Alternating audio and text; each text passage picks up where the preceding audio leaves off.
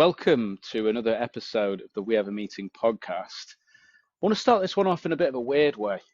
Every man has a fear, and that fear is when he's in a relationship, someone's going to come along with a cucumber and entice him. They might say, look, you're doing cold calls, I'm over here sending wooden arms. But after getting to know him, if you're looking for a man to kick down the doors of your dreams clients, then today's guest might just be your man. It's the mailman, aka Mr. Louis Sandford. Louis, how are you? I'm good, thank you. That was a great intro. I wasn't really sure where it's going at first, but the elephant in the room is you're trying to steal Jack from me, or Jack's trying to steal you from your partner, and I'm easy. All right, I've had my time with him. You'll give him back, trust me. So, Louis, we always start these conversations off the same way. Who are you and what problem do you solve? Okay, so I'm Louis, the mailman, and I help my clients to break through their most difficult doors to the businesses or the specific people who would be worth the most to them, but are the hardest to reach. Okay, so if let's use like a doctor-patient analogy. If I'm someone who's struggling with that, what are the symptoms that I'm experiencing of struggling with that problem? The symptoms are reaching out to tons and tons of people to get very, very few responses, getting meetings, but maybe they're crap quality, hardly anyone's turning up to them. Most of their clients they're on their lowest paying packages, low tier clients. They're probably some of them, they're the main symptoms, I would say. Louis, good to see you again. Obviously, we've been spending a lot of time together recently. We had breakfast in bed this morning, so it's great to see you again 3 hours later. One thing I've never really asked you about, and I'm kind of intrigued to find out a little bit more, is this journey, this direct mail journey. I don't think you just woke up one day and said, you know what, I want to start sending cucumbers and Vaseline in the post. How did you end up here? Let's go back. Like, why direct mail? It's a great question. So, as I was saying to you just before the call, I used to be a personal trainer. So straight after sixth form, I became a personal trainer. And a week into being a PT, I was showing this guy around the gym. It's the first person I was showing around the gym. And I was trying to sell him onto like a 12-week transformation course. Like a typical shitty like PT typical thing. And what I didn't know as I was showing him around is this guy is this marketing consultant, and he's worked with like massive names, people like Gary Vaynerchuk, all sorts of different people. And I was like, thinking them all cool, trying to sell him. And he said to me, look, I can see you know what you're doing in the gym, but I'm going to be honest with you, you're shit at selling. And I was like, okay. And he was like, you can be as good as you want in anything in life. You could be a great personal trainer, but if you can't sell, if you can't market yourself, you're absolutely fucked, basically. And I was like, okay, yeah, fair enough, that makes sense. And he became a client, and on our first session, so in that introduction, I had told him that I was driving a little 03 Reg Golf with a tape deck. And he came into his first session with his little carrier bag. I was thinking, what the fuck's this carrier bag? It's like carrier bag full to the brim with tapes. Audio tapes. And I was like, what are these? And he was like, this is your first lesson. And he gave me these tapes. And these are tapes, things like how to win friends and influence people. Things like Dan Kennedy, like the Midas Touch, copywriting books, essentially, from like the 70s and 80s, audio tapes. So instead of Audible, literally listening in my tape deck, in my 03 Reg Golf, to all these old gurus, people like Joe Sugarman, who else? Like Gary Halbert, all these famous marketers, Zig Ziglar, all and famous salespeople. And back then, digital marketing wasn't a thing. All direct response marketing was letters, direct mail. And so they were talking about these different letters, like Dan Kennedy's famous for doing these 3-step letter campaigns where each one will be like building up and it's literally sending a letter to someone a couple of weeks after each other. Gary Halbert was known for grabbers, which is where I first became aware of what lumpy mail is. So he'd attach like a $2 bill to the top of a letter, for example, and all these different things just to try and make a letter more interesting. And fast forward a couple of years as being a PT and not really, not enjoying it at all, I moved to another gym. A week after working there, was showing this girl around the gym. She's now my girlfriend. Sorry, Jack, but she's now my girlfriend. We were together for 5 years, and when I told her that I listened to all these tapes, she was like, "Oh, I've listened to all these. My dad's a business coach, and her dad's done well in business, and he's like had and sold multiple businesses." And she was telling me that they did this campaign where they sent lottery tickets in the post with a letter saying like business success isn't down to luck, so why gamble when you don't have to? Leave that to the lottery, basically. But they were struggling to find someone to pack them and to actually like do the fulfillment of it. And so that's kind of like where the idea sparked to offer a business where I fulfilled these campaigns for businesses. And so it started off, we were doing like lots of handwritten Christmas cards for businesses, sending Christmas cards to their clients. And I then started thinking, how far can I take this? Like, what else could I send them a post? So one of the first things I sent for myself to get clients was coconuts. There was a coconut there, saying like trying to get new customers. Is that your toughest nut to crack, for example, and different things like that. And then I'd send like fake right arms like this, and I started getting meetings with like big businesses, like some like multi-billion-pound companies, like household brands, and I was just this little like 20-year-old guy who like had fuck all of a business, meeting with the CEOs of these massive companies, and it was kind of like, how the hell is this even happening? And I was trying to sell them onto like the handwritten card service we had for fulfillment, and gradually more and more people started saying, "Oh, I loved that hand-drawn cartoon you sent me, for example. Could you do this for me?" And so it was only about like 2 years ago that we started offering this like crazy direct mail stuff that we do, like some of the stuff you can see behind me, as a service for businesses. And we've kind of just gone on, and basically I've used myself as a guinea pig to see what sort of ridiculous stuff can I send and how far can I go, such as sending a cucumber and a tub of Vaseline in a post. What can I get away with? What are the things that work best? And then helping my clients to do that same thing. And obviously they're not a little 20-year-old kid with fuck all of a business.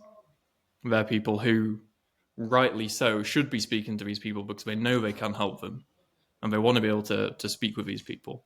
They just struggle because the digital world is so noisy. And that's basically how I've got to where I am today. It's a brilliant story, Louis. Like there's a few bits I thought I knew everything about you, but here we are, learn a new thing. A married man, who would have thought it? The tapes that you were talking about and listening to, if you had to kind of regurgitate them back and give us like a few key killer marketing lessons that you learned from those tapes, what do you think are some of the biggest marketing lessons that, whether it's digital, direct mail, across the board, still stand the test of time? I think any work from like Dan Kennedy, for example, and how he writes copy, how he writes direct response copy, are just you can't beat it at all. If you read his copy, it's like even if he was trying to sell me something that I didn't even think I wanted, I would read the rest of his thing and at the end have decided that I need to buy whatever it is he's selling. It's just ridiculous. Like, and there's obviously like little tips and tricks, like always having a PS, for example, and speaking directly to the person you're trying to sell to, like using the word "you" far more than "we" and "I." But it's just, if you read any of his copy, he has a lot of books called like the No BS Guide to Direct Response Marketing, or the No BS Guide to Brand Building through Direct Response, like all these different no BS guides, essentially. Same with Gary Halbert. He has his Gary Halbert letters. If you Google them, you'll be able to find them. Just how that sort of copy is written, if you just like study it, it is like probably the most effective thing you could do for any type of outreach, for any type of sales copy on landing pages, emails. Yeah. I wondered, Louis, if you could, because I'm curious about this. Are discovery calls, sometimes it's very unclear initially the problem that the client's got compared to that they think they've got compared to what they've actually got. Right? They come confused. I just need more meetings, whatever it may be. And then when we get into the weeds, we find out what it may be. But for you, that's even more complex because you've obviously got to go out and find something that then resonates with their client. So could you maybe give us something anecdotal around a client who came to you? They didn't really know what the problem was. They just knew they needed to get meetings with a certain kind of person. They didn't know how to do it and what the solution was that you came up with, and then maybe a bit around what the results were. Yeah. So if a business has them, the best place to go are video testimonials from customers. For example, one we worked with this SaaS company, and it's like a software for credit control to help in particular law firms. That was one of their main targets, to make sure people pay them on time. And after watching some of their testimonials, a couple of them said, we used to spend so much time like calling up clients who weren't paying us when we should be doing like billable hours, essentially. And for them, we came up with a couple of ideas. I don't know if you can see up there. There's like a piggy bank with duct tape over its mouth. So so there's also a little chair behind it. So we tied that to a chair and took Polaroid photos of that piggy bank tied up. We made a ransom note letter, and it said like, "We have your money," in like the ransom notes. And then it said like, "Sick of money being tied up by customers who don't pay? Give us a call," and put that Polaroid paperclip to the letter. So that was one of the campaigns we did for them. Another one, we created this A3 cartoon, which was a skeleton sat at a desk with like this massive pile of papers, and it said there's a note next to it which said like unpaid bills or something like that. The skeleton's on the phone with a speech bubble saying, "Hi, Mr. or Mrs. Client. It's been like 103 years since your bill was due. What are the chances we can get this paid today?" With a little handwritten note attached saying, "Do you ever feel like this? Maybe you should give us a call." And so by doing like research through video testimonials, speaking to sales teams, but they're often not quite as accurate as the testimonials, that's definitely the best ways to find out what those problems are that those people actually face. I love it. I love it. And have you got any results that have come your way that have even surprised you? Yeah. So like recently, Share one of our clients got a call from the CEO of Boohoo after just sending one item to them. It's the first time we've ever reached out to Boohoo, to this person.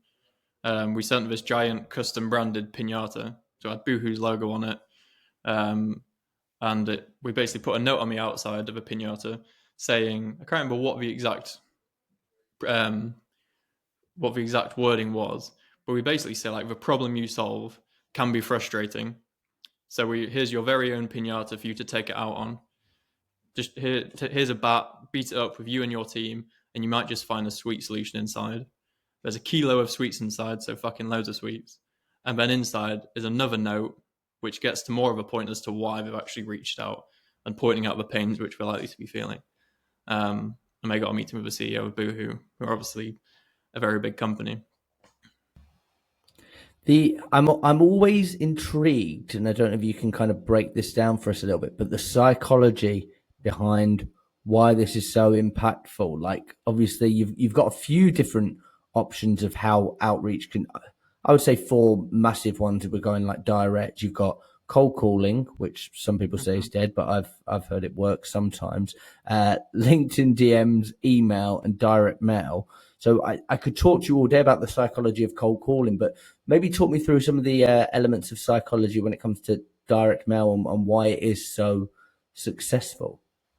So there's a few things to like factor in. The main one is the fact that emails and LinkedIn are the easiest types of outreach to do. They require no effort. You probably like burn less calories by like sending an email than you would or whatever. You know, like how eating a strawberry or whatever, you burn more calories than you eat. It's like the equivalent of that. They're like the most effortless thing you can possibly do. And as a result, everyone is sending emails. And all those important decision makers who we all want to speak to get so many emails and LinkedIn messages that it makes it almost impossible to stand out. Like with an email, you've got 7 words basically in a subject line to try and catch someone's attention. 7 words and your name, which is fuck all, really. If you send something in the post, a big box lands on someone's desk, or an envelope with a wax seal and a hand address to them lands on their desk. That catches someone's attention much more than 7 words of an email amongst 100 other emails that they might get that day, for example. So that's the first thing. The second thing is to actually like post something to someone has a cost. An average parcel might be like £5, for example, to post. That has a cost to it. Packaging something up, you can know effort's gone to it. A handwritten note, you see a lot of effort's gone to that.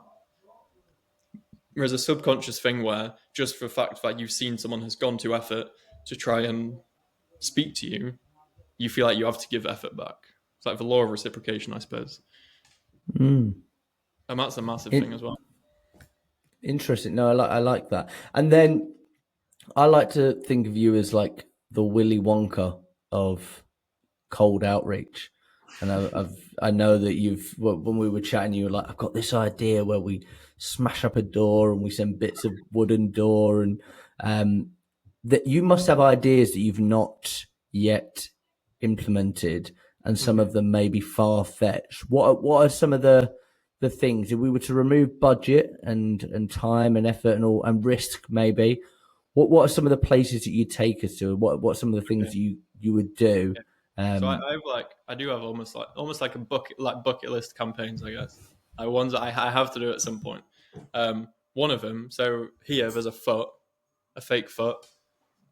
We send these in the post to say like, now I've got a foot in the door, and obviously a foot itself is like it stands out. But I thought like, how could you take that even further and just be like completely, no one could possibly ignore it. And what if you just say like, now that I've got through the door, and you send a 6 foot tall cardboard cutout of yourself in the post, like hand delivered to them, with a little note attached saying, now that I've found a way through the door, now that I've got through the door, what harm could a few minutes on the phone do, or whatever it might be. I haven't done it yet, but I think it would be really good. It would cost a lot to do. Each one would be like over 100 quid, but it could be worth it. That's a great idea. Can I ask a weird question? Go for it. What would Jack send out? What would Jack send out? Because obviously he's well below 6 foot.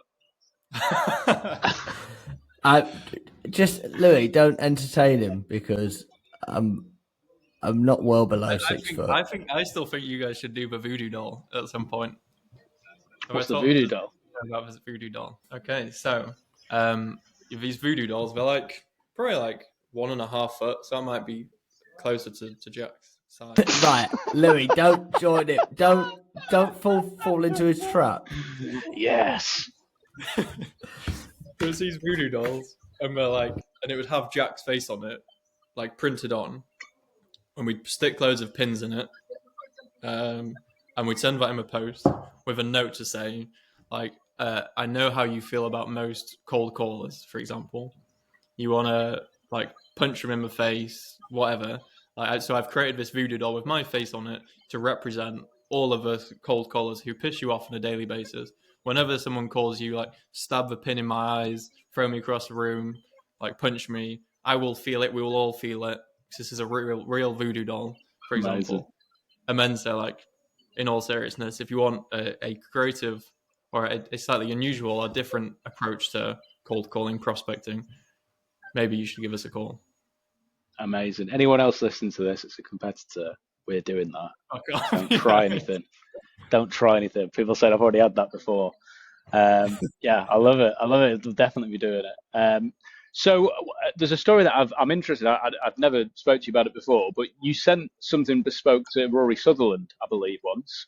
Can you talk us through what you did and what the outcome was?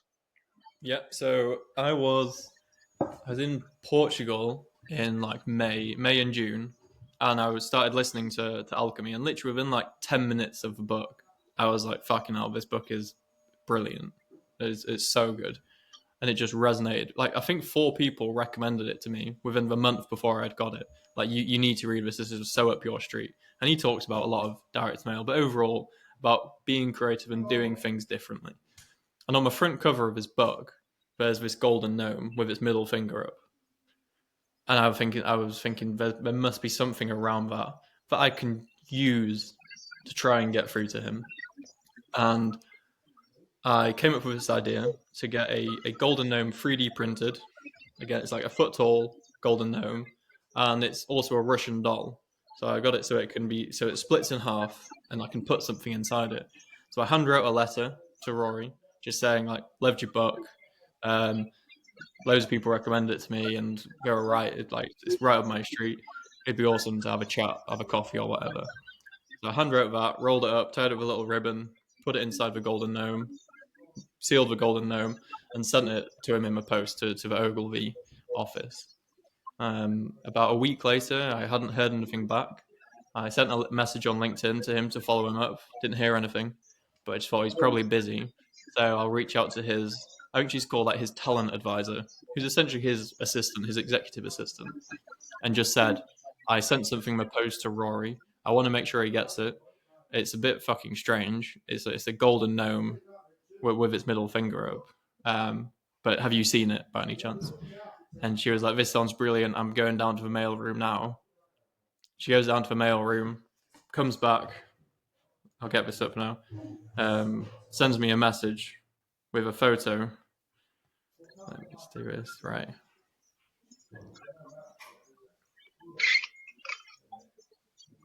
Literally sends me this photo of Rory holding the golden gnome. Wow. Amazing. It was like, he loves it. And then we had a call like a few weeks later because he was going on holiday. And yeah, me and Rory then had a meeting. We were just talking about all sorts of things. And he said to me, actually, you know, the point I just made about making an effort. He said to me, why do you think the golden gnome actually worked to get my attention? And I was like, well, it's personalized to you. It's very specific. I've gone to a lot of effort to make it. And he said, that's the key point, is that effort. And in his book, he talks about something called signaling. And it's the point that by me giving that to him, it signals to him that I've made a lot of effort, so I deserve a lot of effort to be made back, essentially. So, Corby Rosie, kind of this podcast, I've got to challenge you on something. Yeah, Jack won't do it.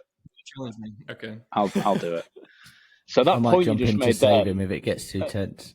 that point you just made then, right, about effort, only one person's ever booked a meeting with me from an email, right? And the reason that I booked a meeting with them, I've got a video on YouTube of me doing like Peaky Blinders impression cold calls, right? Yeah, that's great. And this guy, you don't have to say that, mate, but you're right, it's amazing. But I've had this guy who basically he did the same. He like did it back to me with like bad Peaky Blinders impressions, but because of the effort he put in, I felt a bit sorry for him. So I booked a meeting with him without really wanting to buy anything. I just booked a meeting with him just like I felt a bit sorry for him. So how do you? Because I'd imagine based on that, sometimes people will think, "Fucking hell, this guy's put a lot of effort in. I'll meet him." And then how do you distinguish like who's there because they're actually interested and who's there because they feel British about it and don't want to like they want to make sure that they don't return the time you put in. It's a good point. And so like essentially, so all the call to actions are generally to like have a quick call. Like when I said for Rory, I sent it purely for like networking purposes. I didn't propose that I was trying to sell anything or anything. But when I'm sending something, trying to sell to people, my general call to action is something like, what harm could a few minutes on the phone do? Or what harm could 5 minutes on the phone do? And essentially what I'm trying to create is that same connect equivalent, I guess, for when you guys actually start speaking to someone on a cold call. And so on that call, even if someone calls me up after receiving something, even if after like 3 to 5 minutes, you're generally going to know if that person is actually someone who we should have a meeting with. And sometimes people do call and just say, I got this, really appreciate it, but I'm not interested or whatever. But generally speaking, on that call, if we ask the right questions, just like you guys do, then even if they called up not necessarily thinking, oh yeah, I need this, that call is what creates that opportunity, I suppose, to get someone to realize they should have a meeting. I don't know if that really answers the question, but I think it's a good point. I'm gonna, contrary to what Zach said, I am gonna challenge you, Louis, and I'm gonna ask you something really tough, actually. So I hope you're sitting comfortably, Zach, because Trouble this in is about paradise. to be really tricky. I could list off, Louis, the cold call openers that we've tried that haven't worked. That when we look back on, we just go, oh my God, what were we thinking? They have fallen flat on their arse. That's bad taste. That's not good enough, blah, blah, blah. Is there anything anecdotally that hasn't worked that you've done and now you look back on and you think, why the bloody hell did I do that? That was an awful idea. Yeah, we've had quite a lot of campaigns which haven't worked. Like, ultimately, now I've created our platform, which we have, which is our best performing campaigns. And there's about 30 campaigns which I deem as like worthy on being that site. We've sent hundreds of different things. We once sent bottles of Landlord, Timothy Taylor's Landlord, to landlords for a letting agent. I thought it was a fucking great idea. But apparently they were just like, oh, thanks for the beer. But I'm not interested. That's got him. Look at Zach. Oh, he's gone. But I think it could have just been the person. They got inbound calls from it. I think I blamed the client for that personally, but regardless, yeah. So that was one that didn't work. What else have we done? We've let me try and think. Oh, we sent these phones. They're like brick phones with a prepaid like £5 SIM in a post to companies, and didn't get any calls back. And when my client tried to call, they had all been turned off. Oh. And that was like an expensive campaign. So that wasn't too fun. There was one client who they'd got a meeting with, but when I asked, they said that someone had like made contact with them in another way or something, and it wasn't actually from sending the phone. But yeah.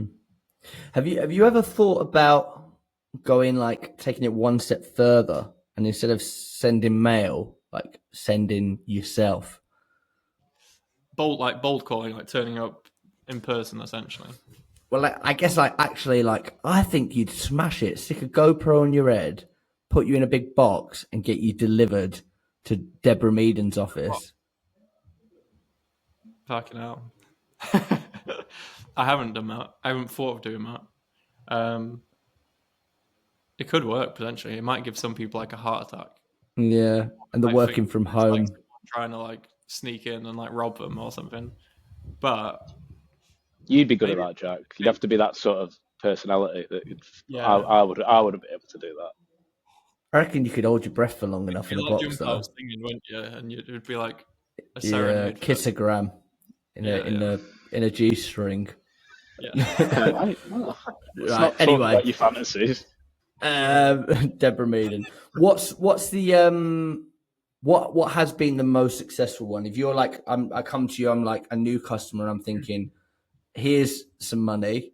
I'm trying to do my best customer. Here's some money. What's the best bang for my buck, Louis? The simple answer is it depends. Not a very fun answer. Like the best campaign I've done for myself was a 3-step campaign. First one was literally a handwritten card with a tea bag. 2 weeks after, sent a coconut and referenced the fact I'd sent that, and clearly that wasn't their cup of tea. So maybe a coconut would be better. And then 2 weeks after that, anyone who hadn't responded sent the fake right arm, saying clearly the coconut wasn't compelling enough, but I'm so certain it would be worth your time to have a call with me that I'd give my right arm to have a meeting with you. From that, I sent that to 20 people, and I ended up having calls with 16 of those people, which is the best campaign I've ever done. for clients, those custom branded pinatas are the ones that have like consistently got through to the biggest businesses, the biggest, like the hardest to reach businesses, but also the most expensive campaign that we do though. As you can imagine, like making custom individually branded pinatas is expensive. At the moment, these things, the message in the bottle and these framed newspapers, they're like for the value, I guess, for the price, they're what gets like the lowest cost per meeting at the moment. And these are super personalized, these newspapers. So it's like a newspaper about the recipient achieving an outcome. So this one's one I send. I won't show too close because it's actually got like someone's name on it. But it's basically a guy's face, the recipient photoshopped onto that guy on a fish.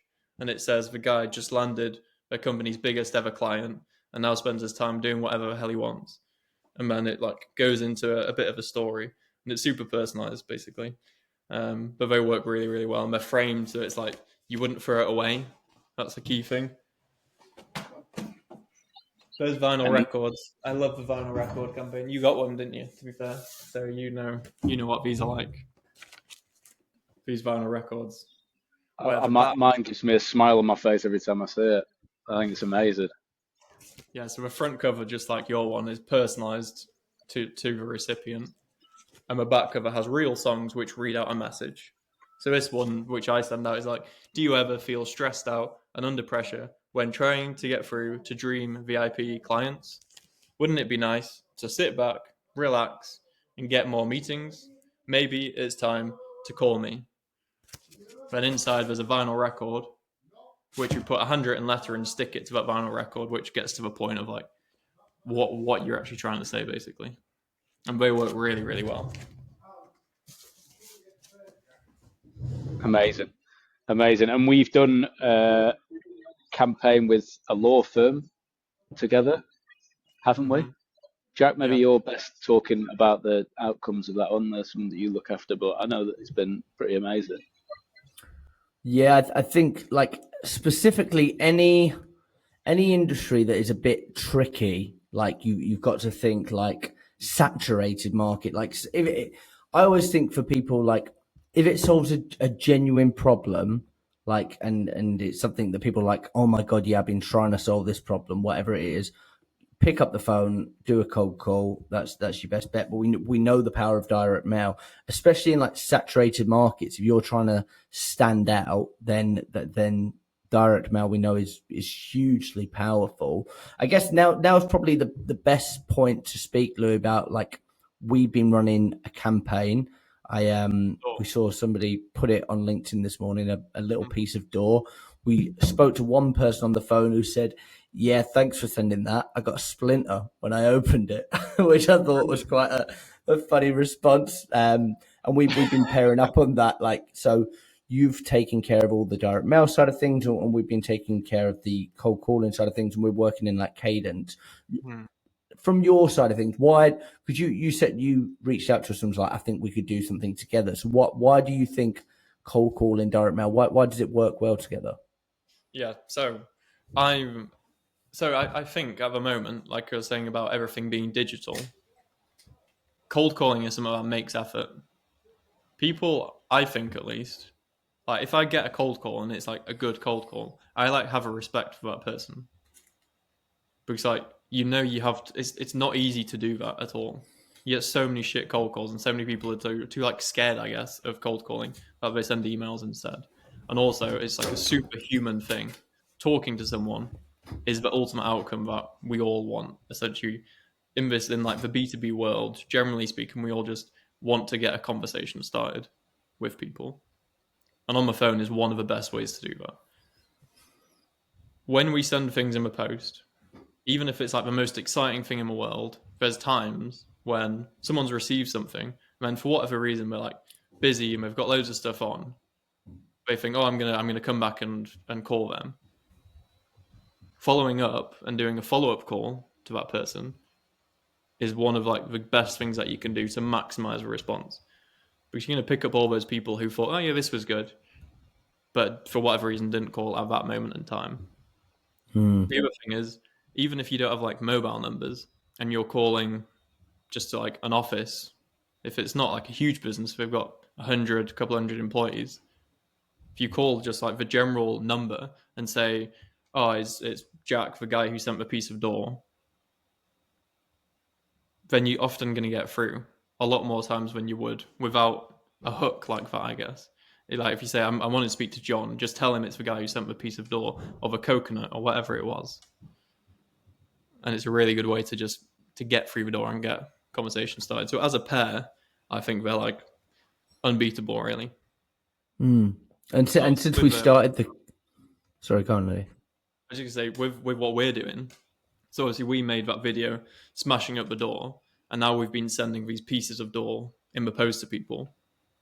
We've just sent, I think we sent like 18 of those. When you've spoken to some people on the phone, we've got 2 meetings booked, right?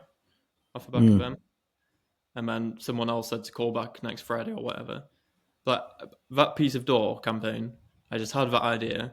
I was like, this might not even work. People might think, what the fuck? Like, why have I got a piece of door? But like, it hasn't been very difficult to get those meetings, has it really?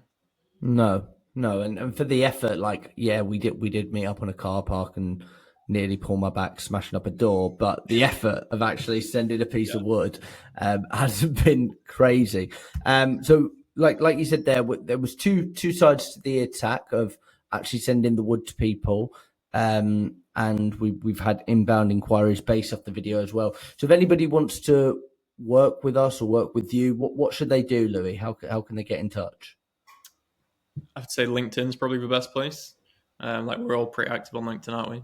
So we just send us a message on LinkedIn, and then we will speak with them and see if we are the right types of people to help them based on what problems they're facing.